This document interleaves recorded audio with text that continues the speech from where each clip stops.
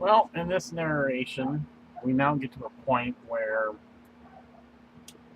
um, William somehow has his very first dream, though not as though they are mere children like Daenerys did, but where they're merely growing up. Now, at first it was supposed to be that the third one, who's a blonde, is younger than the brunette one, but in this case it could be the other way around. However, um, this again being a rough draft, um, will be finalized where the third one, named after her long lost brother, Viserys, will actually be the third born. So in this case, William has this dream, and it's just coincidentally that Daenerys has this third dream herself. When they awaken, they discuss it, and it turns out that um, he already has a name for her, but he doesn't discuss it yet. First, we'll see what the name is, but that she will grow up to be a very beautiful blonde who will be the daughter of first of men, William Bruce Targaryen, and the human husband, and Daenerys Stormborn Targaryen's daughter. Now, again, depending on how season 7 or 8 turn out of the original Game of Thrones series, should there be a child born of Jon Snow, her nephew, because she is the aunt, and her. And again, remember in the Lost Page of Time, 1, you have what it would be considered the abomination, because the woman in red is not, as humans would say, the Lord who raises people from the dead. This was sorcery, and had she been revealed or made aware of the truth of such sorcery, she would have never married Jon Snow, and thus no child would have been born. So in that case, there was the first reason she was stripped of the throne even after 3 days, because of the fact Jon Snow, risen from the dead, and then mates and procreates with a dead man walking, to have a child born from one who is dead and now risen. That's one reason for being stripped of the throne. And the other is if people followed along closely, Khal Drogo even said that he raped the women and the children. No normal kingdom of the 7 known kingdoms is going to support a queen that allows the savage race Dothraki to rape women and children. That would be like a parent saying it's okay to rape my daughter or my son or my wife.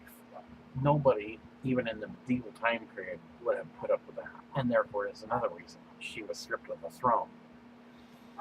So this would, of course, then, reflecting on that, because the first child she had was with Khal Drogo and is in the spirit realm with Khal Drogo himself. So, therefore, this one, who William will tell her shall be known as Khaleesi Valeria Targaryen, will be the third-born child of Daenerys. And much to an amazement, she will almost look identical to Daenerys, believe it or not.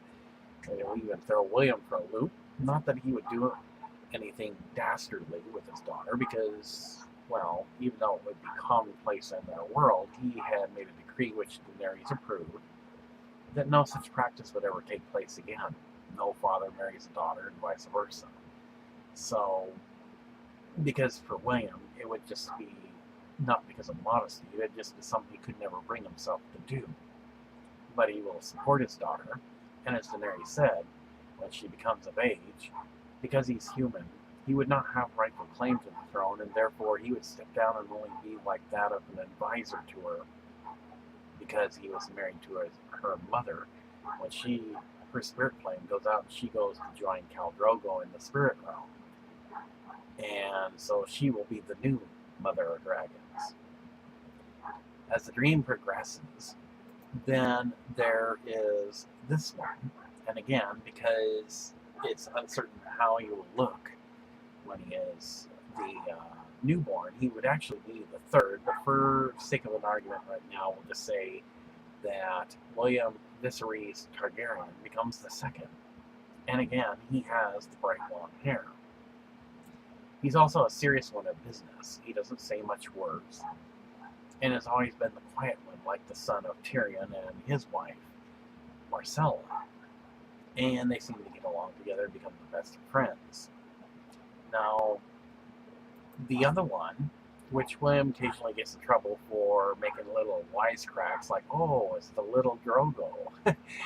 Daenerys jumps his case about that, because not that he's trying to make a bad comment because it refers to her husband, since she did approve of him honoring her husband by giving him such name, but it's because of the dark hair.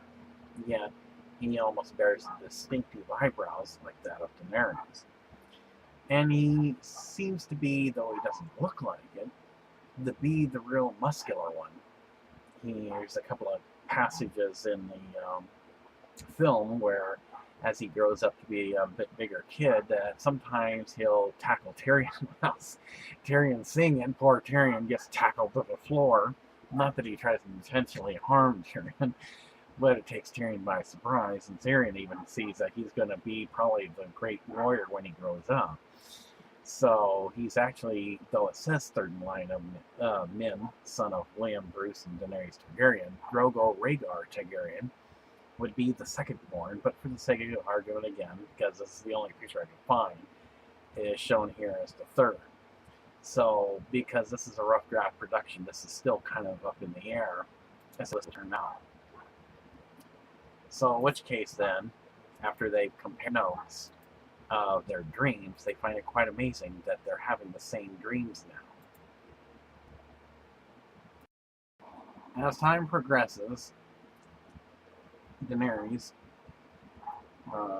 definitely knows that she's missed her time of passing, and can feel herself, her wound getting bigger. So she discusses with Missandei some things, and letting her know that she knows for a fact she is with child. This causes Missandei to even be surprised and is happy for her.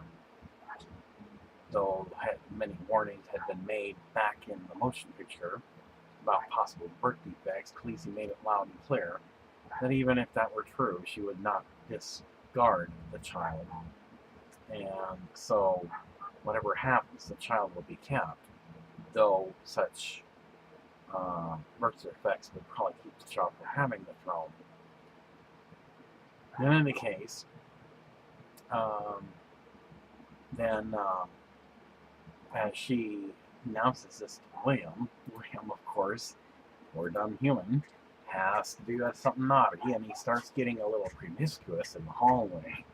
And this catches Daenerys off guard, as she wasn't expecting William to kiss her, and then suddenly kneel before she could say anything, and starts to give her sensual loving over naval.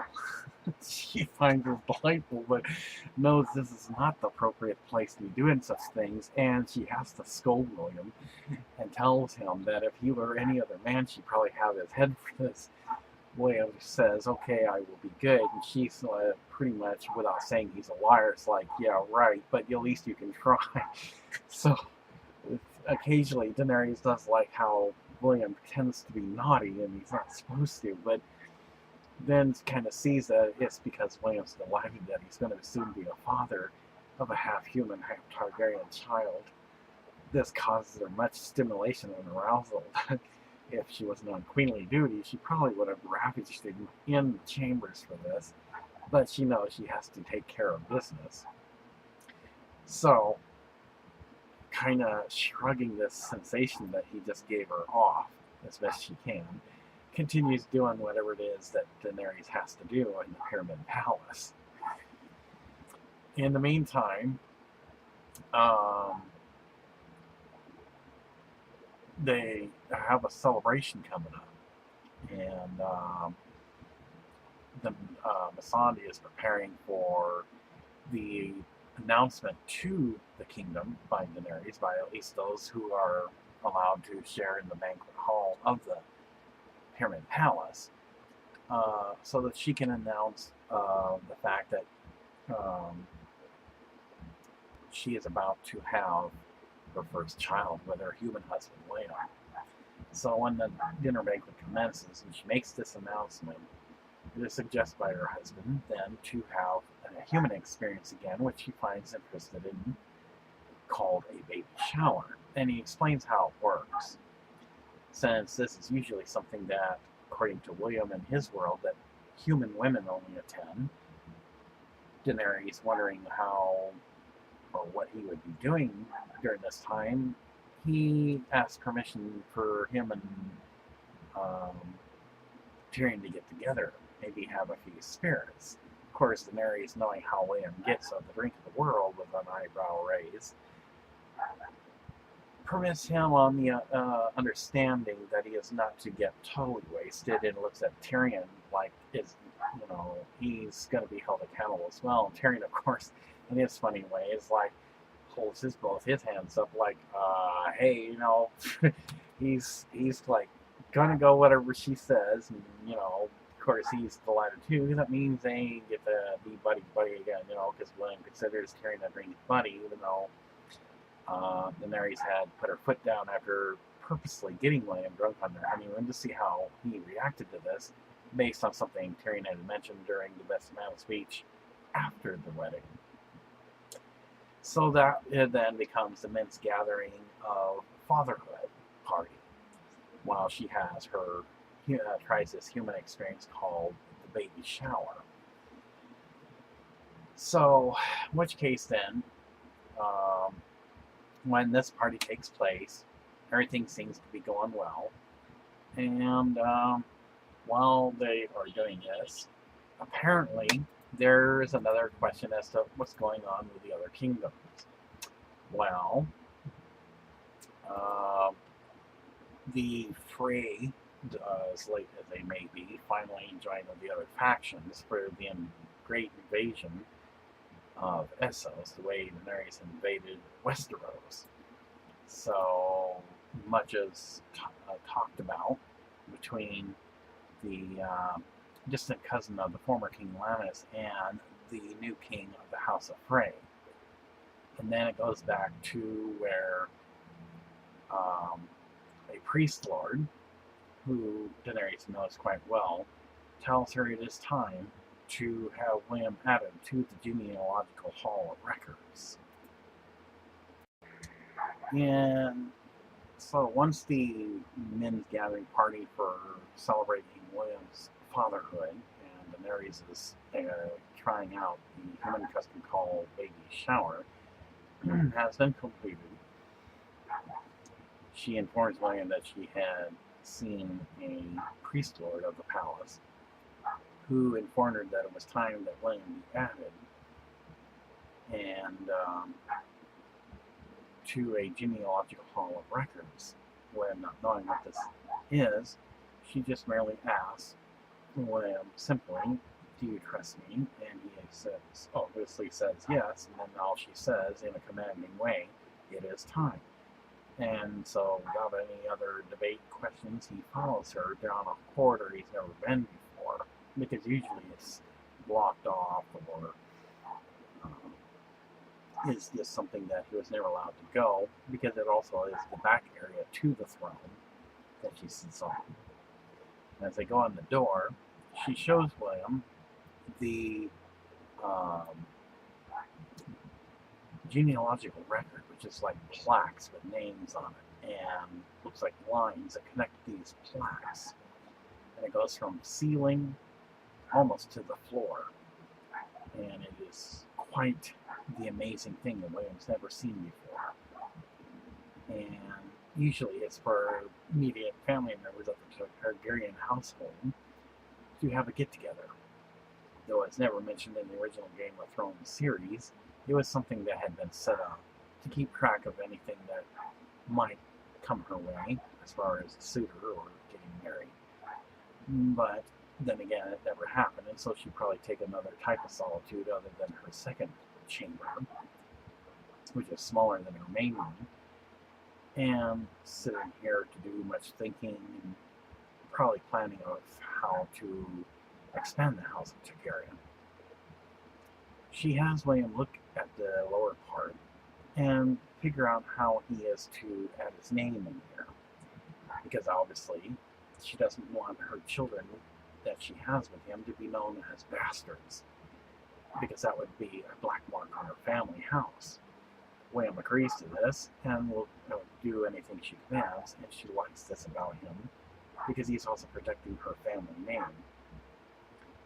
So he also picks out symbolism, which also greatly pleases her because he wasn't born of the world. He came through a vortex or opening, and the symbolism above his name shows how he came into the world. Once he has made his spot, notices a name Jon Snow that's only connected by dots. This brings questions and asks if this be her nephew. She confirms this and asks if it disturbs him, and he tells her simply no, that he understands it was commonplace for, again, an aunt to marry a nephew. But when he asks as to why it's dotted and if he's deceased, she merely states no, it was dissolved, and that she will explain later because of the sensitive politics involved. He accepts this and doesn't pry into personal business. In the meantime, William, before they leave the Hall of Genealogical Records, tends to get something started, and because now Daenerys knows she's going to have to, in her own way, punish him because it seems like he likes to fool around, and since there is nobody watching anyway, that's exactly what they do. It's a type of couch-like lounging area in the genealogical records, and it's big enough to almost where it can make out like a bed. And so, fully undressed, they don't really make love. They tend to pleasure each other much. And once they have had enough pleasuring, they lay together for a while. They finally regain their composure so nobody will suspect anything and leave the hall. Well, after many things have been stirred within Daenerys because of William again causing her to give in a little bit and do a little fooling around in the genealogical hall of records, they end up turning in that night after having their dinner and the banquet hall and making love to each other. At some point in time, they take a break from showing affection to each other, and William surprises her by whistling for her, which is something she's never seen before. This is after they notice that the last of the blood mixing ritual setup is being taken down finally at night by the secret society known as Fire and Blood Society. She tries it herself, but it doesn't seem to do too well, and he assures her that it does take much practice. So when he gets done singing, she wants to know what the song is about, and of course he doesn't know all the words, and he even confesses he's not a very good soloist. And she assures him it's not about how he sounds, but what the words come out. So he does his best and sings the song solo to her, and it greatly stirs emotions in her. So this, again, causes a deeper love, and then William and Khaleesi then takes turns ravaging each other. At that time, then, William gives much romance to Khaleesi as it becomes a new day, and he gives her some romance, full massage, and basically to the point where she has to warn William they'll never leave the chambers if he keeps kissing her all over, but she does enjoy this. In the meantime, Khaleesi then decides, as she is also known by, the handmaiden, about William's strange mating rituals, and it's about how he seems to always want to go to waters, and that perhaps this is why she ended up being with child, because once this happens, it's as if his stamina is increasing each and every time they make love to each other. And she thinks back about what a Targaryen priest had told her long ago, before William came in the world, that when he reaches a certain point of his stamina to last for a very, very long time, giving her many, many pleasures, perhaps 2 or 3 orgasms or more, that she will be expected then to see if he will convert to her faith in doing as her customs of the House of Targaryen do, worshipping the gods of fire and ice.